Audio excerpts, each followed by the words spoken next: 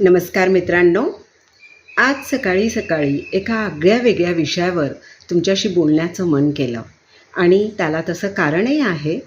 तो विषय आहे posh act 2013, prevention of sexual harassment of woman at workplace act 2013, लैंगिक छळ प्रतिबंध कायदा. हो, या विषयावर बघायला गेलं तर जनजागृती ही खूप कमी आहे असं मला वाटतं. काही दिवसांपूर्वी मला मास्टर कंपोनंट्स या कंपनीने पॉशवर 2 सेशन्स घेण्याची संधी दिली आणि मागच्या वर्षीसुद्धा मी एक सेशन तिथे घेतलेला होता. हे सेशन घेताना आणि इतरत्रही जेव्हा मी माझ्या मैत्रिणींमध्ये, भिशी पार्टीमध्ये, कुठल्याही गेट टुगेदरमध्ये या विषयावर थोडासा चर्चा करायला बघते, तर लक्षात आलं की ह्याबद्दलची जनजागृती ही खूप कमी आहे.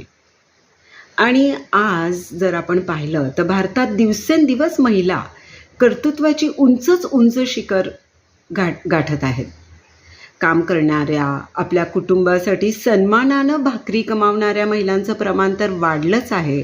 त्याचसोबत ज्या सुखवस्तू घरातून आहेत त्याही आपल्या पतिराजांच्या खांद्याला खांदा लावून आपल्या घराचं जीवनमान म्हणजे लाईफस्टाईल उंचावण्यासाठी आणि स्वतःत असलेल्या पोटेन्शियल्सला यूज करण्यासाठी काम करत आहेत.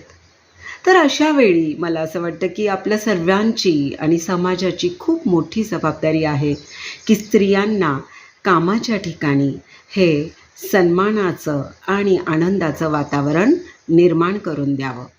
ह्यासाठीच हा कायदा आहे मित्रांनो.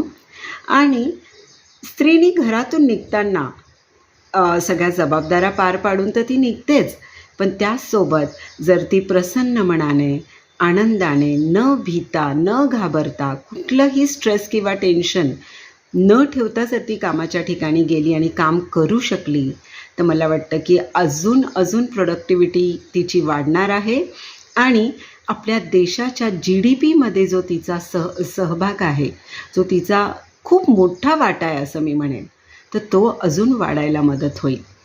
यासाठीच पॉश ह्या कायद्याबद्दल आज थोडंसं बोलावंसं वाटलं. थँक्यू.